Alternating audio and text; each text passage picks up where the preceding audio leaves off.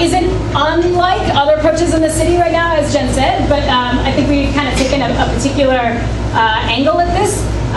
Our approach is really, one, trying to establish more transparency in the process, right? We use the term public subsidy when we talk about tax abatements and fee waivers and public land and zoning changes as things that are given to developers, right? Most people do not, right? We don't use the word subsidy unless we think it's like a giveaway to affordable housing providers or something like that, right? I think part of it is we need to change how we think about that, right? Those are things that have value, and not only do they have value, but they're ours. They are our taxpayer resources and assets. So the way they should be leveraged, it should be such that we are generating a benefit for all of us, right? If those are our shared resources, how are they creating shared benefits? So there is equity at the heart of that, right? We are, one, looking to establish more, like I said, transparency, and then from there, create some shared standards, right? Right now, we're all kind of spinning our hamster wheels in the spot where we are, from the angle that we're in and the neighborhood we live in, trying to figure out a better way to do it because we haven't seen the changes we need from the top down. How do we better make drive a concerted effort across to say, like, hey, there are standards that we all share, right? If we all say we want these mixed income, equitable communities, well, like, we have to start achieving them. So we have to have targets, we have to have goals, we have to have a roadmap for how to do that. So this is intended to create some of that. There are lots of things that communities care about. Our tool is really focused on equity, especially across class and race in our city that is tremendously divided across income and wealth and segregated across racial lines.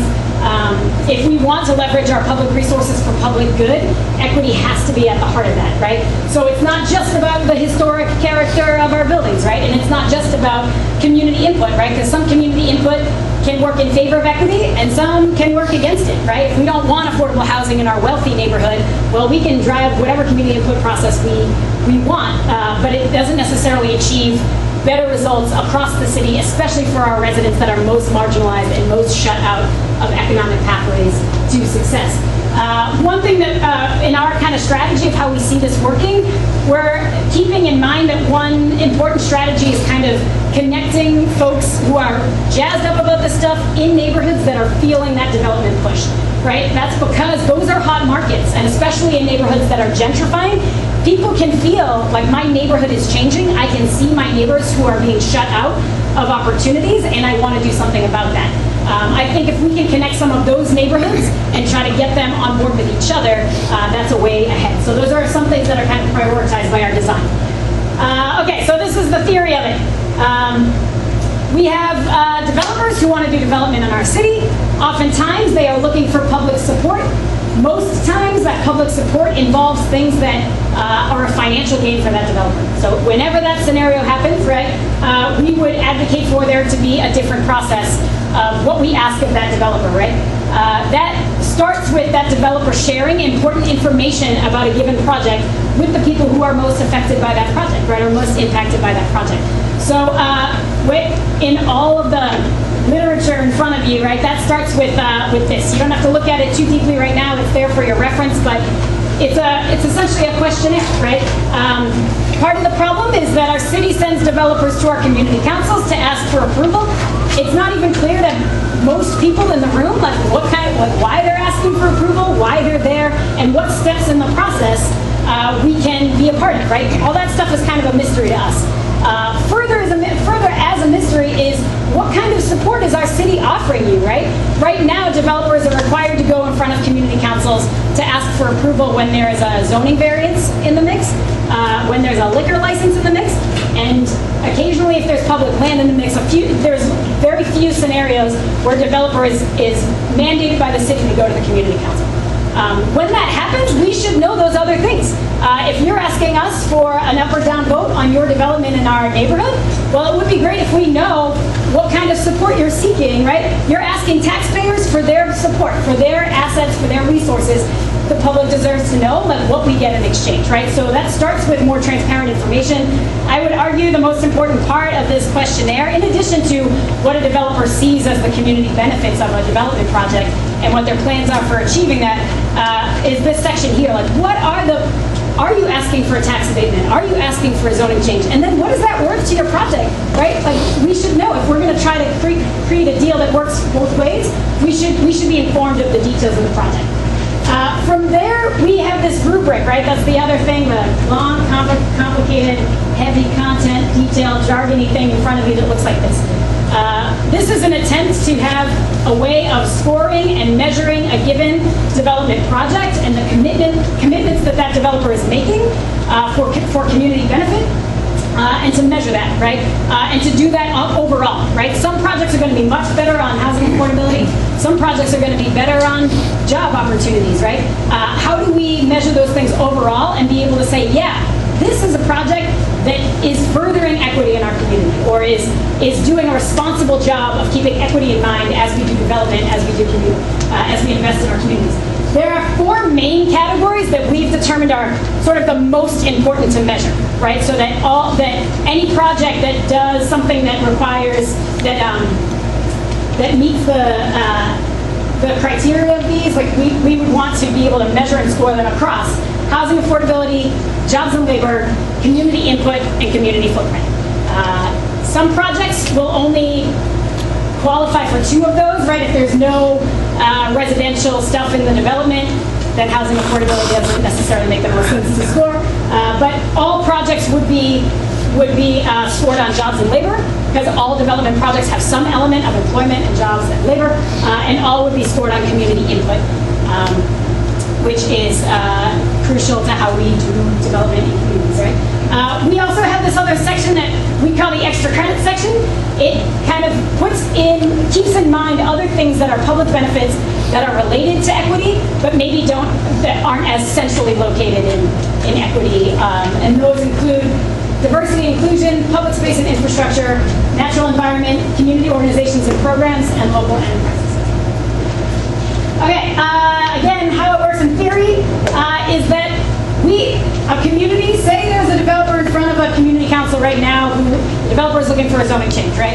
Could that community council not say, hey, great, how about you come to our community council meeting on this day? Can you please come with these filled out, figure out what the community elements are that you can commit to, score yourself, and come to our meeting prepared to have that conversation, right? So we can talk about what the deal is, right? What we are gaining from each other. If we get to a point where we've got a score out of this rubric that community feels good about, or that across neighborhoods we have agreed is a good standard, right? Then we have to think about monitoring and accountability. That's sort of the next tier of something. This tool does its best. We've done our best job to incorporate existing standards that in many cases our city is already using in some scenario. It's just that they're not applying that standard to projects that they subsidize. So stuff like a living wage and prevailing wage and certain things that are attached to local hiring. There are standards that exist in our city already, but we're not applying them to everything that we're supporting, right? So where possible, you use existing standards, so we're not recreating the wheel on like, we made this new standard that now we have to figure out how to enforce. The idea is that this would be a way for communities in the city to work together to hold projects to the commitments that they make in the beginning. Now, one of the key parts of that, right, it's really difficult to claw back resources that you give out if somebody doesn't meet their commitments. That will remain a challenge probably for all of time, but where possible, so for example, like a tax abatement, right, we are giving out a lot of tax abatements in the city right now. Hey, you don't have to pay taxes for 15 years, right? What happens if that developer ends their commitment for what got them that tax abatement in the first place? Well, like the abatement should dry up, right? There's an argument to be made for, as long as you can meet the criteria that we say is a good standard as a public, as a city, then the life of your abatement should extend for the life of that commitment, right? So maybe we extend further abatements if people keep meeting that public need, and maybe we shut them off when they stop meeting that public need. That's one way for accountability to work. I won't go too deeply into these, but like, why are we doing this, right? It's time sensitive. We can all feel our neighborhoods flipping. It's not nothing, right? People get displaced. There are real life consequences to that. There are things that we are losing as communities and we need to find a better way of doing it. As Jen said, right, we've for a long time been offering kind of carrots to developers to incentivize. How do we go from giving away our carrots for free to selling them, right? We have to find that way to flip a switch. If that is really difficult for our public stewards and representatives to do because they're going to be viewed as anti-business, well then we need a groundswell of public support that makes it easy for them to say, hey, no, my hands are tied. I'm here to represent communities, and when they make these demands, I have to listen. That doesn't happen easily. It takes a lot of pressure and organizing, but we think it's possible. We obviously need better policies and legislations to regulate this stuff. We see this kind of roadmap to that as a way of working towards those better policy and legislation changes. We got to start somewhere, right? And the other part is a lot of folks in the room have been working on CBAs, the idea of community benefits agreements. This is really closely related to CBAs, but one thing that's really hard about CBAs is it's tied to a particular project, so it means that communities, every time there's one project, right, they're having to put together a coalition to sit down with that developer, to hammer out all the details, and it's exhausting, and all of the monitoring and accountability is basically put on the backs of communities. Could we not do a better job of creating standards that would apply across the board, so we're not spinning our wheels every time a big development project comes our way, and we have to find more time in the 24-hour day to address it. So it's just one way of trying to systematize what CBAs are designed to do. All right. Our hope right now is that we can share this out with folks, and that, like Jen said, this is kind of maybe the fourth time we've been sharing it publicly and inviting people to look at it, think critically about it, to offer input, right? This tool is only as good as its use, right? And its use depends on people believing that it's a decent framework, that it could work, that it could help us achieve what we're trying to achieve together, right? So that doesn't mean like one little band of people using it. It means that we can get some pretty broad, widespread support for it. So we want to know your thoughts and feelings about what it could do. We also are excited to, once we feel like it's in a good place for that, to be able to share it, to train people on it, to have us all understand what, right? Some of it includes jargon, basically because it has to. If you do measurements and all of that, sometimes there are existing standards that it takes a while to learn. We want people to be able to wrap their minds around that so that we can start using it. Okay, a few things that we're kind of in the mix on right now. We've got some great feedback that we've collected already. We've incorporated quite a bit of that into the version that's in your hands. Things to keep in mind, right? This is a tool that is tied to incentives, right? It's tied to public support and resources. So it's not a mandate, right? It's an incentive, and it's an exchange for an incentive, right? So the strength of that is that we can aim high, right? Like this framework can have a place for our hopes and dreams as communities, right? Like we need to be able to map those out, right? One thing that's really challenging is the way that development and the public-private partnership stuff works is we often start from the mindset of a developer. Okay, we want the developer, we need the developer. What do they need from us, right? And we're gonna meet that. It's rare that we sit down as communities and say, what do we need as communities out of development? What do we believe that we're getting as communities out of development? Can we map that out? Like, where do we need to go? We say we want mixed income communities. We say we want equity. How do we show what that looks like and then start the conversation there, and then figure out where the overlap is with private development, right? That's kind of a big part of our approach is like there should be a space in this rubric for the kind of community development that our CDCs and our local progressive organizations that are finding, as we say at Peaslee, finding a way out of no way to make this work, right? They should also land in this rubric, much like a big private development should land in this rubric. We should have a way of saying, yeah, this is what we need because this is what it brings to our communities. That being said, right, like almost no project's going to score perfect scores, right? Like that's not what it's designed to do, right? If we're trying to incentivize good development, investment in our communities, it shouldn't be like everybody gets a slam dunk score just for wanting to build here, right? It should be challenging. It should be the target should be high.